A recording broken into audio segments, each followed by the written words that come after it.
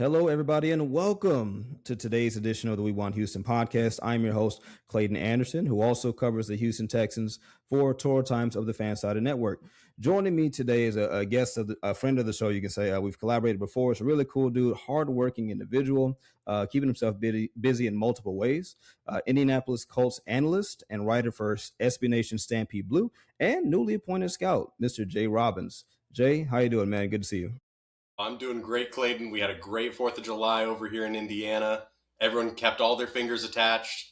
We all got to have some good barbecue, some good eats, some swimming. Just perfect weekend.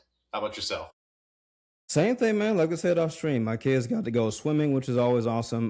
That's the safest and best thing you can do living in the South when the feels like weather is over 100 consistently. Like you said, a lot of barbecue, some chicken, some good brisket. So, all things considered, it was pretty neat. Well, since we're talking to barbecue, real quick aside, let me ask you a question. I don't know how much of a barbecue aficionado that you are, but there's a debate in the barbecue world of Texas barbecue versus Kansas City barbecue, heck, even Memphis. So, in your travels or in your experiences, take your shot. Let's tick off some people, right? Who makes the best barbecue? Give me one. You know what? I'm going to go politician answer and say my grandma. Oh, my goodness. It will be up to you to decide if she's from Texas, Memphis, or Kansas City. You know what? Listen, we're going to clip this section. There's going to be a poll. I'm so dead serious. I'm going to say, hey, who makes the best barbecue? Real question. And it's, of course, I think your audience is going to skew one way in that poll. I'm going to be real on that. Hey, that's cool. That's what we do it for, man. But no, but anyway, like I said, good to see you. So for those who don't know, we have done this before on the H-Town Rundown podcast. So Jay, friend of the show, hardworking guy, just genuine dude, good conversation.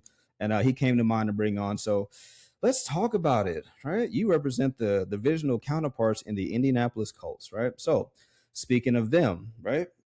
Last season did not go as you guys wanted it to. You started off, you lit the league on fire, right? You were 7-1, eventually 8-2. Like, I got nervous because it was one of those things where the combination of Daniel Jones and Shane Steichen, just everything was working for you guys, and you legitimately looked like probably the best team in the AFC. You were putting up historic offensive numbers until you didn't. And then eventually, of course, I'm going to let you talk about it, but you started off 7-1, 8-2, and then you finished with that terrible 7-game losing streak to finish your season 8-9. Jay, I'm going to ask you, man, what kind of toll did that take on the fan base to see that develop in real time? Listen, last year, we had everyone in the first half. We're not going to lie. We had a great start, as you said, 7-1, 8-2, heading into the bye week. We got past our international game in Berlin. JT was starting to get some MVP buzz despite him being a running back. We traded for Sauce Gardner, and then everyone's like, oh, wait, maybe they're not just a regular season team. Maybe they could be a contender. You're getting a potential elite cornerback now. Add to that defense. Everything was going up great for the Colts. And then the injuries kept on compiling. The fandom in particular, it's hard to not be discouraged. Let's be real. They had so much promise. They had the hope. The hope is what kills you. That's the saying that goes. And it hurt. Not going to lie. You have a team that slips 7 games straight. And some of it was partially on them, execution issues, some turnovers. Part of it was out of their control, whether it was really vast amount of injuries to some of their better players in particular. You had, of course, Daniel Jones is the big story. His Achilles, and even before that, he was suffering a fibula tear or a fibula fracture. It was hairline, so it's not anything too serious going forward. But even still, it affected his weight transfer. You could see he was not pushing the ball down the field as aggressively. He wasn't as accurate. He wasn't moving around in the pocket as well. That, of course, gave a regression to the offense from being a historically good deep offense to being a pretty good one. Mm-hmm. And then from there, the Achilles tear, that just cratered the offense. You have to bring Phillip Rivers out of retirement, which, great story, not as good of a quarterback in terms of reality on the field, just because of the sheer limits of what he could do at his age, which to no fault of his own. Thank God for him to come in there. Even if he didn't win a single game, it was very entertaining to see him back. So I'll still cherish all 3 losses that we had with him. Mm-hmm. But yeah, on top of that, then you had DeForest Buckner went down in Berlin. You had Mekhi Blackman was basically your top corner the entire season, where you had so many injuries throughout the year, whether it was, and we'll get to them in a minute, but when you have like your cornerback 6 or 7, basically leading your team in snaps at corner, odds are it's not going to be a good season for your defense. And there was already some holes on top of that before then. Like I think the roster wasn't like ideal, especially on defense, where it was like linebacker issues in coverage or missed tackles, lack of pass rush outside of Leatu Latu. There were still some flaws, like they weren't a perfect team even back when they were having their win streak. But yeah, season turned, schedule got tougher, injuries happened, and unfortunately they were on the outside looking in come playoff time. Discouraging is a gentle way to put it, for sure. No, I got you, man. Look, and I remember, as the people say, the hate watch was real, right? So I wasn't really like hate like for real, but yeah, man, you guys were sitting pretty at the top of the AFC. Like I said, you're shattering records. I think there was a stretch you guys weren't even punting. Like it was just that was stealing money if you were the punter for the Colts for a stretch of time. You were just hanging out. Look, Marco Sanchez was the happiest man on the bench for that stretch. Just hanging out. That's it. Just you guys need anything? No? Okay, cool, great. Now I will give you guys credit. I will say this. So you talked about the fracture, and I remember because that news I want to say came out right before the first matchup between the Texans and Colts. What was that, week 13, I believe? So yeah, that's when the Texans won 20-16. But I gained a lot of respect. Well, too. Like it was like the news came out, but he was apparently had been dealing with it since like right around the bye week, around like either the Steelers game or the Falcons game. Yeah, you just reminded me. You remember that clip that came out? They were like practicing, and you could see it. Like he just couldn't. Like it was bad. It was a collective around the league of like, oh wow, like this guy's in trouble, and he's supposed to be doing that against this Texans defense. However, watching that game, I gained a lot of respect for Daniel Jones because the stats he put up. I mean, look, the Colts scored 16 points. I mean, hey, that's fine. Jonathan Taylor was pretty much bottled up. I guess 85 yards, you could say it's bottling up, but for his standards, it was being bottled up. Daniel Jones, 14 for 27, 201 yards, 7.4 average on his passes, 2 touchdowns, no picks, only 1 sack for 6 yards, and passer rating was 101. So, I mean, look, I gained a lot of defense for damn sure. No, exactly. So I gained a lot of respect for him to have done that on basically one leg, and then eventually he ruptured it later. I gained a lot of respect for him. I'll say it again. And it just, but the wheels fell off after that. It was, once he officially went out, that was pretty much it. Like you said, it was, and then on top of that, before that, Sauce went out that game too, with that calf. So it was Sauce, it was DJ, eventually, like you said, DeForest Buckner. So yeah, I mean, look, as much as I want to say like the coaches fell off, no, they didn't. If you know ball, you know that you cannot sustain winning in the NFL when you take away QB1, all pro defensive players, a guy you traded 2 first rounders for in the same season. You're just not going to win at the same clip. And if you think you are, that's highly irrational and unreasonable. So, but you mentioned something that's going to segue into my next question. You mentioned the secondary, but it's kind of in the same vein. So last year, there was a reason why you traded for Sauce Gardner. You guys had one of the most problematic, I will say, secondaries in the NFL. Excuse me. On top of that, you had guys like Charvarious Ward, who, credit to him, the fact that he even put on a helmet again. I mean, look, I'm happy for him, but the guy had multiple concussions, and to the point where he really probably should be retired right now. But Jay, I'll ask you this next question, man. What do you make of the state of the Colts secondary with Charvarious Ward's injury concerns? You released Kenny Moore, and then of course now with Sauce Gardner coming back. I mean, how confident are you in that secondary? As it's currently put together going into 2026. Well, I mean, there's a very mixed bag reaction in terms of the secondary. There's a lot of high expectations for darn sure if they're all healthy. I mean, you got Charvarious Ward. He was arguably one of, if not the best man cover corner in the NFL last year when healthy. Like he was having about like 42% completion percentage when in man. He was doing very well as like the top corner for basically all of his games outside of the one game that him and Sauce shared, which was against Kansas City. Against you guys, he only played like 2 snaps. So unfortunately, that was cut pretty short there. The concussions, 3 ones, pretty scary, of course, whenever you have like multiple concussions in a season, and especially some of them that can like knock you out for months at a time. There's talk that he's going to be potentially wearing the Guardian cap this season. He's had conversations both like with his doctors and with his family.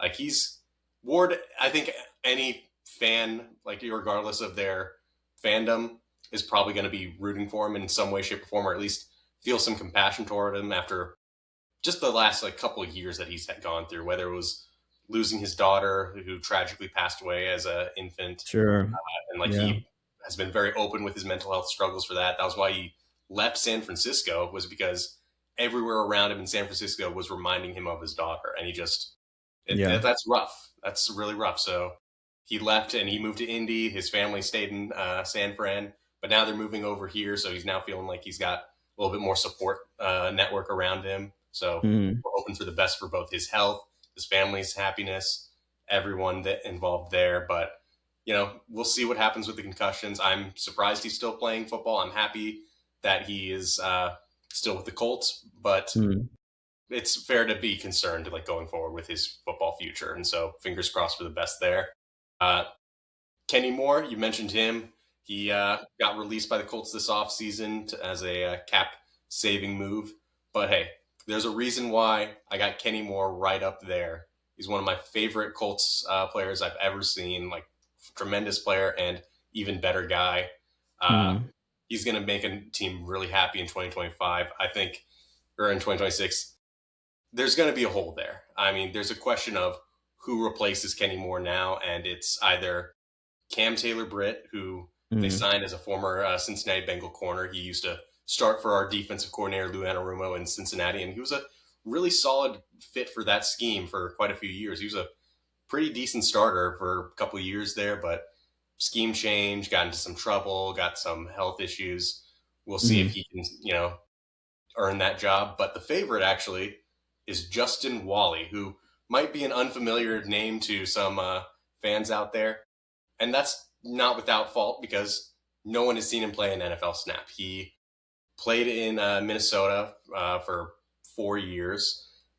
He was a rookie this past year, 3rd-round pick, but unfortunately he didn't make it out of training camp. Well, like, he suffered an injury during joint training camp, but he looked phenomenal in camp. They were really, really high on him. He was looking like he was going to be one of the starting cornerbacks. Like, he was the favorite to be the outside corner opposite of Charvarious Ward heading into the season. And then that injury made them have to like resort to, okay, we're not confident in Jalen Jones. Let's bring in Xavier Howard off of like semi-retirement and trade for Mekhi Blackman, who ended up starting more than anyone else. So like, there's the big hope that going from a Blackman, Jonathan Edwards, Chris Lemons, just like a variety of different corners that we started throughout the year. We had like about 8 different guys get like 200 snaps. Going from that to then potentially having the stabilizing force of Sauce Gardner, who he suffered his own calf injury as well late in last year.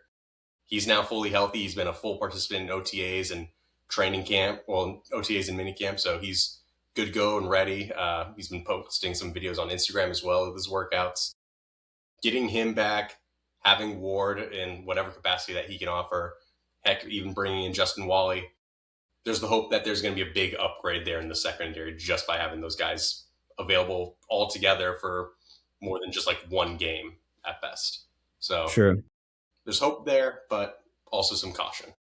Sure. And again, to y'all's credit, a lot of the crux of why the Colts struggled in the secondary and on the latter end of their season is injury based, right? Like, you can't have all these all pros, pro bowlers, and just quality players who are hurt with legit injuries, like concussions and all these things are very severe. So I can't hold that against y'all. And look, I'll say this. You mentioned just the severity and the seriousness of the Charvarious Ward situation. Heart goes out to him, man. These are, you forget sometimes as a fan and as an analyst, these are real human beings with real feelings, thoughts, and emotions. Like you said, it just hurts me to hear with the passing of his daughter and him leaving San Fran and having all these reminders of her. But he's still playing. He's still here. I will say this for players who are playing, if anybody watches this or for anyone who's against the bubble cap, just saying there's a guy in Houston, Texas, who, according to the NFL streets, has popularized the bubble cap, the Guardian cap. The joke has become Jalen Petrie is one of the only guys who can make that look cool, so there's that. I mean, so I say it kind of tongue in cheek, but I'm so sincere also. Look, it's not about optics, it's not about appearances, it's not about who's cool or who's not. Do what you can to protect yourself, and if that means putting on a slightly thicker helmet or even a bubble cap, hey, so be it. We just don't want guys who, like, for example, again, another just terrible situation like Marshawn Nealand and him doing what he did. News came out, I don't know if you saw it, but stage 1 CTE is what the posthumous reports were saying. So, it's serious, man. So again, I know we like our highlights and all this stuff, but it's okay for these guys to protect themselves. So I hope the best for Charvarious. Long story short. So, but okay. So, but moving on to the other injury guy and Daniel Jones. Willing back to him. So to his credit, had a career season. I believe that had he not gotten hurt, I could speak for, I guess, y'all when I say this, he would have had career numbers across the board, like left to right. I'll just read off his stats. So in 13 games played, completed 261 passes out of 384 for a 68% completion percentage, career high. 3,101 yards pass for, which again would have been much higher had he not gotten hurt. So you can say chalked it up to asterisk career high. Average 8.1 yards per reception, career high. 19 touchdowns. Now that is the second highest, but again, if he was playing, I believe that he would have generated more than 24. So let's just put an asterisk there. 8 interceptions. So there's that. Let's see. Took 22 sacks. That was tied for his lowest of his career. Could have been higher, but still. So there's that. And then passer rating, 100.2. That unequivocally was the highest of his career. So with that being said, with this, I guess you could argue, unlocked version of Daniel Jones, I mean, what are your expectations now with him in year 2 in Shane Steichen's system? Will he be the same guy? Will it be even better? And really, how much of your season depends on Daniel Jones returning to any kind of form that he had last season? Yeah, I'll be honest. I did not have high expectations for Daniel Jones heading into last year. I don't think anybody did did. Not like the Giants tape at all. There was way too much turnovers, bad sacks, inaccuracy, some questionable decision making as well. A lot of issues against the blitz and against pressure. I was just like very lacking of my response. I was just like not thrilled with it. I thought there were some better options heading into there, but credit to him, he proved me wrong. He went out, he prepared like crazy. He fit in very well with the system. Credit to Shane Steichen for also adapting to him as well. They've gone through quite a bit of changes as well. But yeah, he had a great year in terms of avoiding those sacks, taking care of the ball, especially pre-fibula, avoiding the sacks, like especially trying to like buy a little bit of time. He's really good at like releasing the ball quicker as well and going through his progressions. Like those are some traits that can continue, especially if he keeps on having quicker reads and getting the ball out. That is going to be so crucial for him, especially this year, because he's probably not going to have that same level of mobility. He still is working in 7-on-7s right now in OTAs and minicamp, so he wasn't at full participation, but he's kind of limited. He's involved in some team activities, but not fully. There's the expectation he's going to be a full go at some point in camp or preseason. We'll see like what that timeline is, but even then, this is a very quick timeline in terms of his recovery compared to most like historic Achilles injuries. There is, of course, like new surgeries, new rehab developments. Like Achilles injuries aren't as like devastating as they used to be, but it still is a very tough injury to come back from, especially to just regain that confidence in your legs, regain that explosiveness, the agility.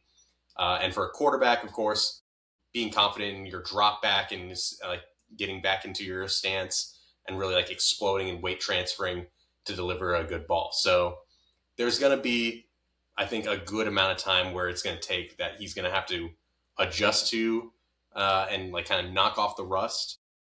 I don't think he's going to be like 100% from the get-go.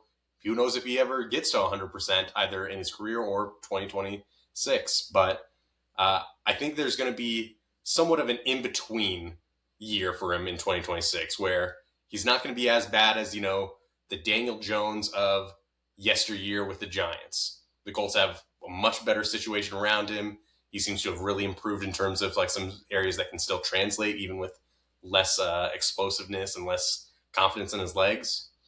But at the same time, I question his ability to get back to the like top 5, top 10 level of efficiency that he was doing in certain metrics. So I'm interested to see how he's going to do. But I think he's going to be more so in like that anywhere from as best case scenario, like maybe 16th ranked quarterback to like in the 23, 24, 25 rank, which would still be better than a grandpa Phillip Rivers. I'll say that much at that point in his career. But the expectations are he's going to at least be able to deliver the football pretty decently in like the short intermediate range. We'll see about the deep ball. They do at least have a receiver that can bail him out if need be, with Alec Pierce going deep. But there is also the question of, will he even be able to stay healthy after this? Because he has had a laundry list of, honestly, a CVS receipt length of injuries throughout his entire NFL career, whether it's, and heck, even before that with a clavicle injury in Duke. But like, it just has been every year he has not been able to stay healthy. So there's also the expectation that at some point in the season, Daniel Jones is probably going to go down. And when that happens, who's going to step up? Is it going to be Anthony Richardson returning to the starting lineup?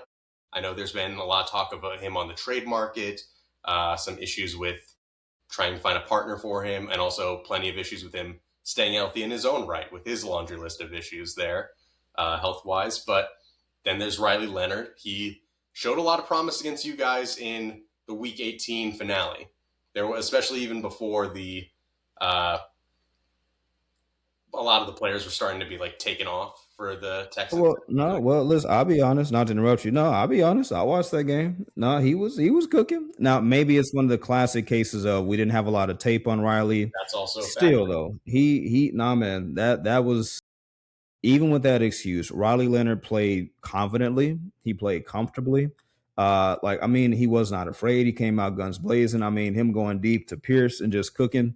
He did some damage prior to the first half being over, and when we sat our guys, and that game is what cost the Texans their, number one scoring defensive, ranking. So the Seahawks owe y'all a Christmas card that year for that one.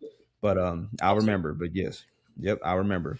Yeah, Riley, of course, like you said, there's the lack of tape. It was a first start for him. It was only like the second game that he's really played. Mm-hmm. There is the question of course, how much of that is real, how much of that is, not. If he, I'd be interested in seeing him play for a couple games. I don't think anyone in their right mind is going to be saying after one game against the Texans, oh, we can trust in Riley Leonard to be the full-time starter for an extended period of time for an entire season. Mm-hmm. But for a couple games here or there until Daniel Jones comes back potentially, mm-hmm. I'd be intrigued at least. I think he'd be an interesting backup option for us, especially if they so happen to trade away Anthony Richardson before the trade deadline, since it's the last year of his rookie deal. So there's some interest there, but the Colts, of course, don't have the resources to really add to the quarterback room for this offseason with a lack of a first-round pick, and also next draft because they don't have a first round next year as well with the Sauce Gardner trade. So barring, a second round pick next year, there's not a whole lot of avenues for the Colts to really upgrade from this quarterback situation. And we shall see with Daniel Jones's health, fingers crossed, of course, but certainly is some questions of whether or not he's going to stay healthy. I understand, and I will tell you this. I know, again, we try not to speak in cliches around here, but it's it's apropos. It applies here. This is about as close to a make or break season for a lot of Colts there, and I don't just mean on field. I mean coaches and executives. There are two individuals who are very much dependent on Daniel Jones and that roster taking at least another step forward, maybe making the playoffs, and who knows after that. I'm talking about head coach Shane Steichen and Chris Ballard, who a lot of people that I have listened to, both directly and indirectly, I would say a lot of people are they like Steichen much more right now. The favorite, he's much more favored right now than Ballard is. Being hired back in 2017, I was kind of looking up some numbers while you were speaking here. Hired January 29th of 2017. Since his hire, you guys have been to the playoffs twice. In that 9-year, almost decade span, with a 10-win season in 2018, you beat us in the wild card round, and that 11-5 record in 2020 where you lost in the wild card. I forget to who, but you lost in wild card round, having not won the division in any year. So in those playoff seasons, didn't even win the division not once in a decade. Shane Steichen, having only been hired in 2023, the same year as D'Amico Ryans. In that span, you guys have gone 25-26 with no playoff trips, right? Now, from my standpoint, the last 3 years, I mean, the Colts have been very competitive. I mean, look, they literally have finished second, and this was their lowest finish since Sykin's been there at a third. So they've been hyper competitive. Heck, in 2023, we're what was his name? Tyler Goodson, I think, was the running back. So we're a Tyler right there. Ooh. Yeah, man. So we're a Tyler Goodson dropped, pass from Gardner Minshew away from a different conversation, at least one playoff trip. But outside of that, no, it has not been the success story that many have hoped. There've been a lot of good in between, but just not the raw results. So again, Jay, I'm going to throw it back to you again, sir. So how hot are Ballard and Steichen seats? Are they tied at the hip? Was it one or the other? Or if things will work out, is it a clean sweep in Indianapolis? The way I would describe the Chris Ballard tenure is, let's go into some, mythology here. And I know the Odyssey's coming out soon, so a lot of people are going to be into mythologies coming up. Very Sisyphean. We're pushing up the rock, and as soon as we get as close as we can to the top of the hill, the rock comes falling back and we have to push it all over again. It's just when you think they're right on the verge of breaking out, something comes down to knock the rock down. So Ballard's seat, red hot. He's had 9 years, so. Like you said, not a single AFC South Divisional Championship. There were at least 2 years where you could say, you can make an argument they were the best team in the division just because of, like you said, 2018, they didn't win the division, but they were down by 1, and it was like a split in the regular season, and then head-to-head, Texans versus Colts. Colts won the playoffs. Mm-hmm. So you can make an argument there, but again, not a divisional title. And the other year, 2020, like you said, with Phillip Rivers, the first stint, it was 11-5, tied with the Titans, and it was just like a third tiebreaker that decided that they were the champion over the Colts. Mm-hmm. The Colts and Titans both lost in the wild card round. I believe the Colts to the Buffalo Bills. I'm spacing on who the Titans lost to, but they were all both equidistant pretty much in a lot of metrics and in terms of making it deep in the playoffs. So you can make a case on that one. But even then, just no year where you can outright say, all right, they were the best AFC South team. And for a 9-year, going into now year 10 stint, that's not acceptable by any measure. Now, he certainly had a lot of weird circumstances. First and foremost, of course, everyone will point to Andrew Luck and his sudden retirement pre-2019. Sure. But it's been a while since then. You've had a lot of different opportunities to try and address the quarterback situation, some with varying degrees of success, like we said with Rivers. And then you had Carson Wentz, who had some good plays here or there, but he was very, very inconsistent. And he choked against the Jaguars. Yep. Yeah. And then you move on from him. You get Matt Ryan, and he has his big career regression. Have to scrap Frank Reich from your team, and then all of a sudden you have Jeff Saturday over there coaching for the second half of the season. Which, I forgot about that. About Jeff Saturday. This man has been a head coach before he got to the Colts. It was a high school, Catholic prep team, and he's only beaten quite a few high school prep teams and the Las Vegas Raiders. Those are his only wins as a head coach. That's crazy. Yeah, I remember that. Yeah, and proceeded to lose every single game afterwards. But yeah, that was rough. You've had your shot with Anthony Richardson. I thought Ballard probably should have been fired before 2023, before that 4th overall pick. But you had your shot with him. I mean, granted, I don't think there was many good options at that point. It was between him and Will Levis. And Mayo man. Yeah. Yep. You could maybe say, hey, they should have been more aggressive to trade up to 1 and maybe try and get Bryce Young, or of course, as Clayton knows, CJ Anderson or CJ Stroud. One of those two. Afterwards. One of those. One of them would have been great. One of them, yeah. Yeah, y'all double dipped on that one, and that was a very wise, risky, but both of them were hits, so very wise decision there. But yeah, you had your shot with Richardson. That has not panned out, and is looking like it will not after year 4. And then Daniel Jones, we'll see. He's the best hope that we've had since the Phillip Rivers time, but again, it was only like an 8-10 week stretch where you were very confident in his abilities to be this high level quarterback. So Ballard, the buck stops with him. Unfortunately, he's had some good years with his drafts. He's had some bad years with his drafts. His free agency results have been a lot more mixed by comparison. Trade wise, he's made some good trades, but he's also made some pretty risky ones with premium positions like quarterback and with Sauce Gardner as well. So he needs a playoff berth to stick around. And even then, that might not even do it. But he needs a playoff berth to at least have a shot to keep his job. It's his last year of his deal. If he gets it, maybe he'll get a small extension, probably like 2 years, just a max, just to line it up with Shane Steichen since he's expiring at the end of 2028.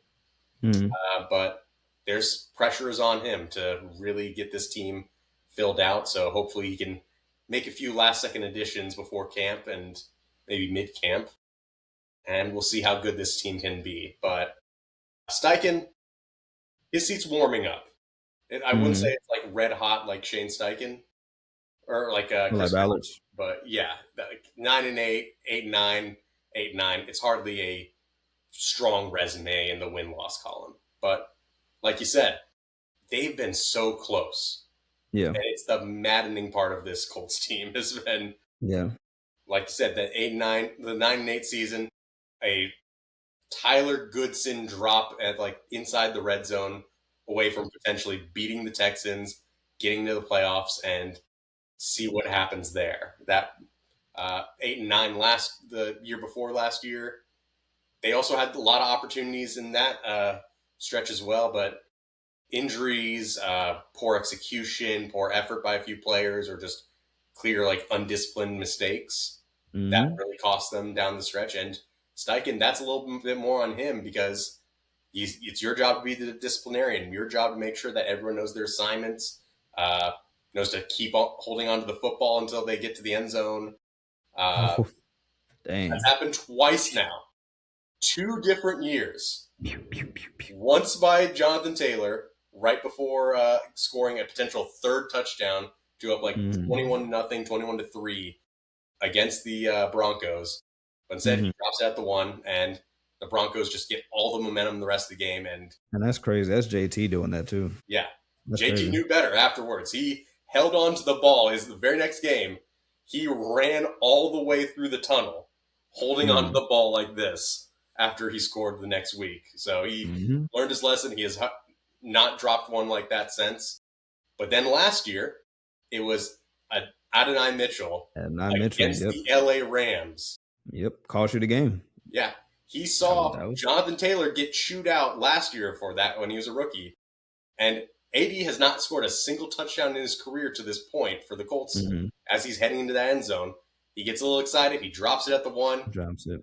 That cost them a touchdown right there. And he had a devastating holding call that, honestly, if he didn't hold, it would still probably be another JT touchdown because JT had walked into the end zone. But that touchdown's overturned. And then that swings 14 points off the board for the Colts, and they lose by 7 to the Rams. So, and I'm glad you're saying this because, again, we're talking about a lot of legitimate reasons, not excuses, but reasons why the Colts have not been successful. There have been, the proverbial shoot themselves in the foot, the massive injuries. But see, that's the terrible part is when you don't take advantage of those early opportunities in spite of those situations, now you have it to where you might be fully healthy and guys are smarter and you trade away the 80 Mitchells of the world, stuff like that. But now you're faced with the 2026 schedule and the Colts that I just pulled, where now all that grace is gone, all that cushion is gone. Because Jay, I know that you're a Colts guy. I know that you've seen this ad nauseum. Sir, your first, what was it, 1, 2, 3, 4, 5, 6 weeks. I'll count the Titans only because, it can't get any worse for them, right? They got to play for something. But you got Ravens week 1, Chiefs week 2, us week 3, Commanders with a healthy Jaden Daniels week 4, Steelers week 5, sneakily, and then Titans week 6, who could be that proverbial trap game right there. Sir, there's a very real case that the Colts could theoretically start off 0-3 to start the year. Not saying they will. I'm not trying to troll. I'm dead serious. That's fair. I'm dead serious. Like the chances are, especially if Mahomes is back, or just whoever the Chiefs quarterback is at the time, and having had time in that system and just kind of get acclimated and whatnot. Especially now that they got oh my goodness, the guy from the Seahawks, Kenneth Walker. There you go. Now that they've got Kenneth Walker to shoulder the load, from the backfield, there's a legit chance that the Colts can start off 0-3, 0-4. And, we're talking about warm-up seats now. That is nuclear, like you're fired, like that kind of thing. And I would hate it. Very strong test early on right there. Like, well, yeah. I definitely think so. Like we had a trial by fire towards the end of the season last year, and now we're just starting right off with it this year. So, I mean, at bare minimum, the Ravens one is going to be home, and I know both sides are going to be really fired up with that just because of the history there. But Colts have done pretty well against the Ravens in recent years. We were able to beat them with Gardner Minshew making his first start as a Colt. Like that was a possibility. Hell, we had our kicker outkick their legendary Justin Tucker pre-scandal there. Yeah. But yeah, like I think that can be a pretty good game. But of course, I'm not going to be picking the Colts to win that one. That's very likely going to be a Rams or a Ravens victory. Kansas City, it's the battle of two teams who have questions on defense, trying to reload, made a lot of different additions, but also had a few losses here or there. And then having two quarterbacks coming off of like major leg injuries. We'll see what level either of those teams is going to be at. But again, that's one's an Arrowhead. We're not in the good spot there. You got the Steelers. They've always played us really tough. We've had a lot of struggles with them. Texans, of course, we'll go into Colts versus Texans in a little bit, but safe to say the Colts have not won a whole lot recently against you guys. No, not recently. No, not recently. Been competitive. But no, it's always been. Yeah, it's not been blowouts. I don't think. No, it hasn't been blowouts. No, it's been 2 points or at minimum to 8 points at max for the last 5 games. Yeah, exactly. So no, it's been tight, man. But no, so moving off of just the Shane Steichen and Chris Ballard, ness of it. Kind of about to close up shop here, but I'll ask you this. So let's call it now. I won't ask you yet for like a record prediction. Not that specific to Colts Texans. What do you expect to happen in our interdivision? In our divisional matchup? Do you have a split? Do you have a 2-0 sweep you guys' way? How do you think it's going to go? I mean, based off of recent history, the most likely case is going to be a 2-0 sweep by you guys. That's happened each of the last 2 years, and there's a 1-1 split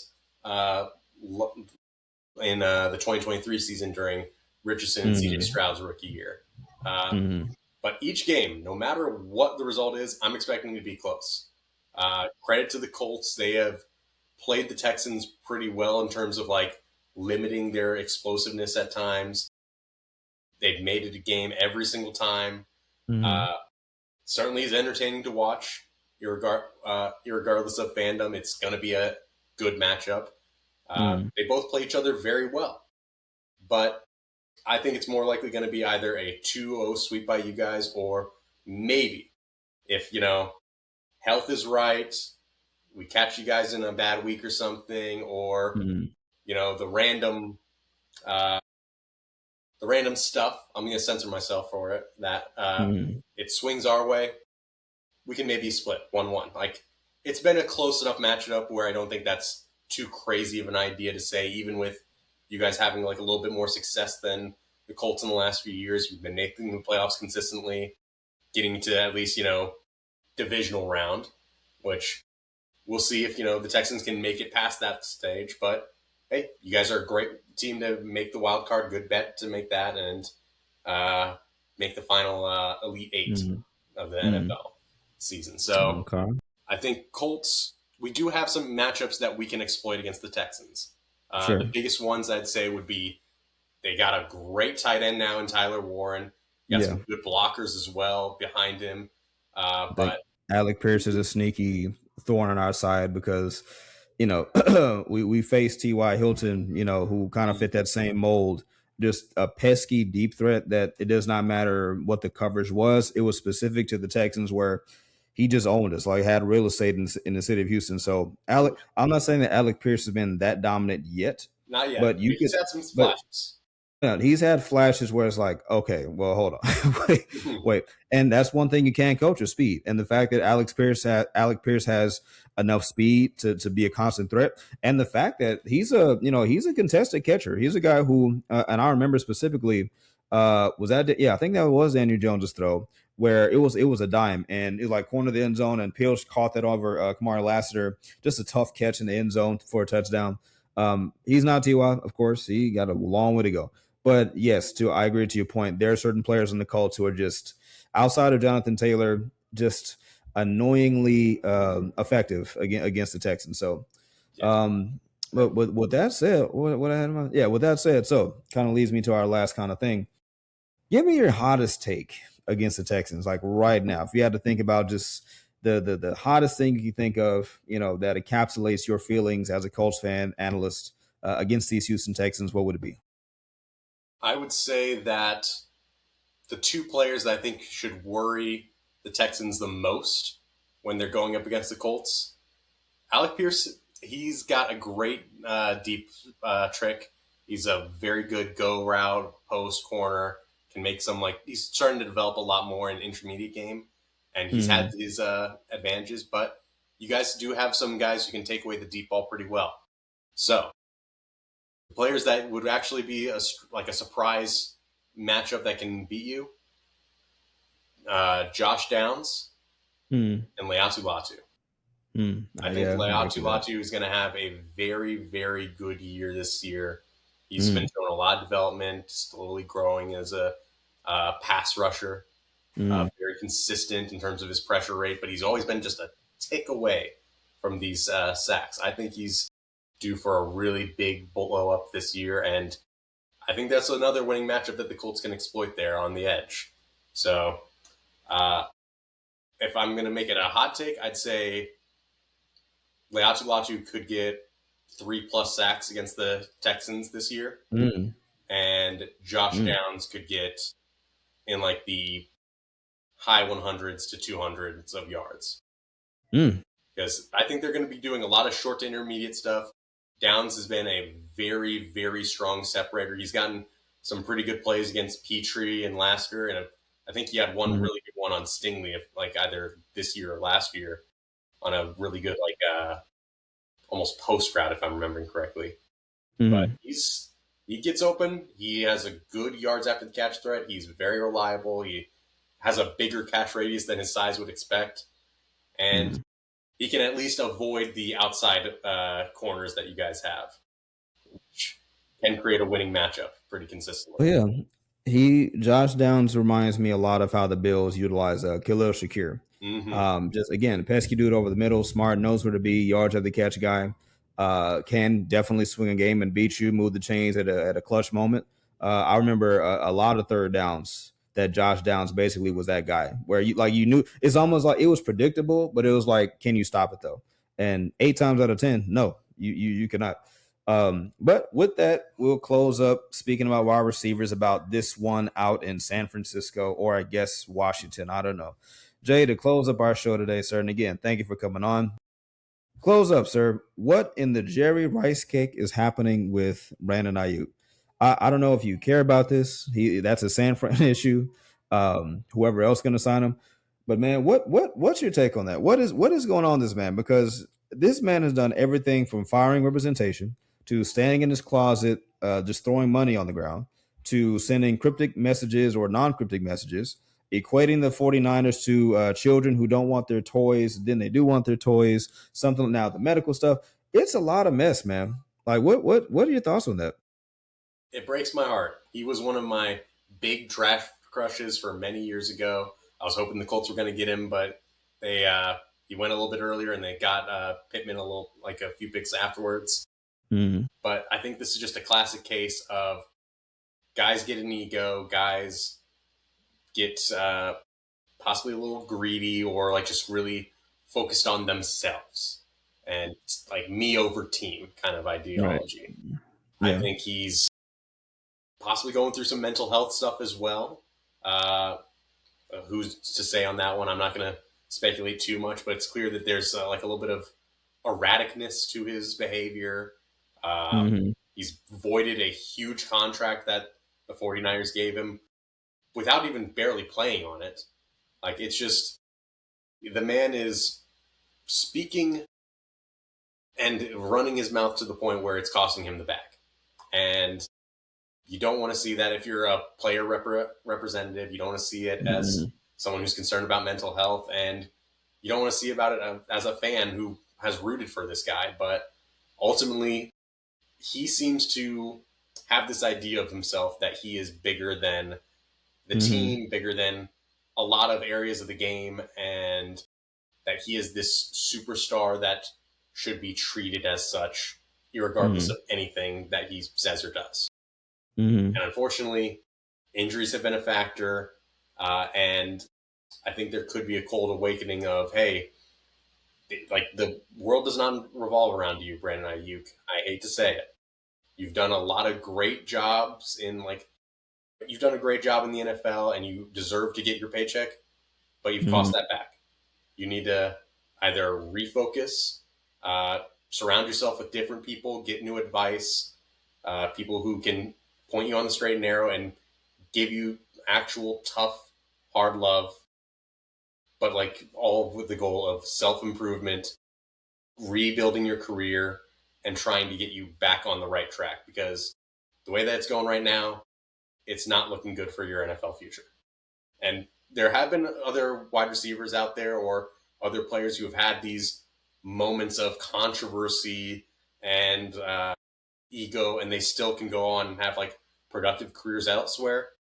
But very rarely do they get that same level of paycheck that you had with the San Francisco 49ers. And very rarely do they earn that same level of acclaim around the league. So you got to rework from the ground up. You got to refocus, and I'm hoping for the best for him.